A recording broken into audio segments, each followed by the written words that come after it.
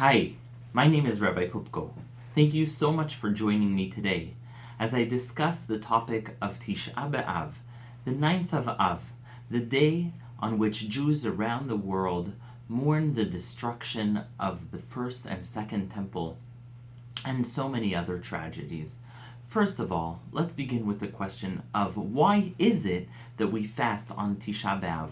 Why is it that today, more than 1,940 years after the destruction of the Second Temple, we're still mourning its destruction? So the first thing is to remember that the temple, first the Mishkan, first the tabernacle, then the temple, symbolized the close relationship between God and the Jewish people. And so when we mourn the destruction of the Beit HaMikdash, it's not just mourning the building, the beautiful edifice, the stone, the gold, the copper, but it's the relationship, the close and immediate relationship that the Jewish people had with God when they were living in the land of Israel, serving God in the Beit HaMikdash. The second reason we mourn on Tisha B'Av is because the rabbis made that day a day of mourning for all the subsequent tragedies that followed the expulsion of the Jewish people from their land and their persecution. And so on Tisha B'Av, we don't think only about the Beit HaMikdash, the first and the second, but we also think about the loss of life, the dispersion, the fact that Jews have been persecuted so badly.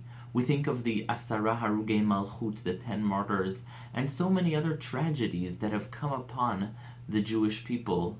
Last but not least, obviously, in fact, probably the largest of all is the Holocaust. And so on this day, the rabbis instituted that we mourn all the different things that we've been through. So what are the laws of Tisha B'Av? On the 9th of Av at night, the halachot of Tisha B'Av go into effect, which means one is that you can't wear leather shoes. Leather shoes are a sign of being dignified, being in a state of pleasure, and so the halacha is you cannot wear leather shoes. That's why some people wear Crocs, some people wear sneakers, even if, by the way, your sneakers are comfortable, as long as they're not made from leather, that's fine, since the rabbis did not include that in the original rule. And the next thing that's important to note that you can't do on Tisha B'Av is eat and drink. Now this includes any kind of food and drink, but obviously if someone has a health concern, then they should consult their rabbi and doctor, and obviously no one should put themselves in a state of danger or sickness because of the fast, but if you're healthy, then eating and drinking is forbidden. Another thing that is forbidden on Tisha B'Av, which is not forbidden on any other fast, is rechitza, washing yourself. Just like on Yom Kippur, you're not allowed to wash yourself.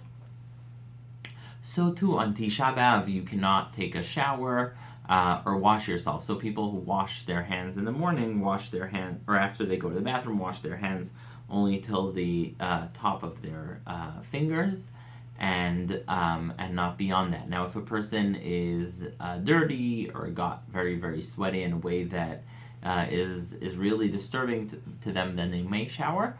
But in general, showering is not permitted. Another thing that the rabbis said is forbidden on Tisha B'Av, really mirroring the laws of Yom Kippur, is putting lotion on yourself. So any cream, oil that is put on for this purpose of pleasure and for beautification is forbidden, just like on Yom Kippur. And finally, marital relations are also suspended during Tisha B'Av. Now, unlike other fasts, Tisha B'Av does not begin at sunrise, like, for example, on the fast of Tammuz, 17th of Tammuz, but rather it begins at sunset the night before, just like Yom Kippur. So it really has a lot of similarities. Even though Yom Kippur is Deoraita, is from the Torah, and Tisha B'Av is Midrabanan, nonetheless, after the destruction of the first temple, the rabbis instituted these halachot on Tisha B'Av in a way that reflects the laws of Yom Kippur with the added sadness of the day. Tisha B'Av is really a day that has a lot going on in synagogue, and so we read Eicha, the Book of Lamentations, one of the 5 Megillot, and we read with a sad tone. Everyone sits on the floor in synagogue, and in fact some people even have the custom of when they go home, they don't sleep in their beds, but they put a mattress on the floor and they sleep on the floor to show their sadness. And so in synagogue, people sit on the floor or on a very low kind of bench, and they read the book of Eicha. After Eicha, there's something called Kinot, also a form of Lamentations, where we read about the various things that happened to us in our history, and we mourn and lament everything that happened, from the destruction of the temple to the Crusades, the Holocaust, and other unfortunate events that took place in our history. It's forbidden to study Torah on Tisha B'Av, since Torah is considered to be something that makes us happy, but you are allowed to learn the sad parts of the Torah, such as the Tochechot, when the Torah says what's going to happen to the Jews if they don't keep the Torah, as well as stories about what led to the destruction of the temple, most famously the story of Kamsa and Bar Kamsa. Things change on Tisha B'Av, Chatzot, midday, when at midday you're allowed to start sitting on a chair, and you're allowed to study more Torah, and eventually also you put on tefillin and mincha, something which is forbidden in Shachrit in the morning. So Tisha B'Av mincha, we read the Torah, we can put on tefillin and make a bracha on our tzitzit or talit, and there's a special reading for mincha, and a special bracha that is said only once a year in Uvnei Yerushalayim, and it's called Nachem. We ask God to comfort us, and it's said in mincha of Tisha B'Av. Then eventually the fast is over at Tzet HaKochavim, when 3 stars are out, and it's customary for some people to do Kiddush Levana afterwards.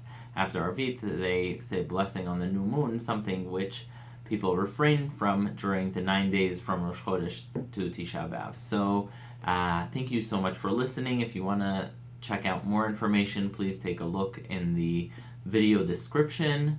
If you have any questions, please feel free to leave a comment, and I'll try to get back to you as soon as possible. May this Tisha B'Av turn from a day of sorrow into a day of joy, to a day of happiness, a day where we celebrate the rebuilding of the Beit HaMikdash HaShlishi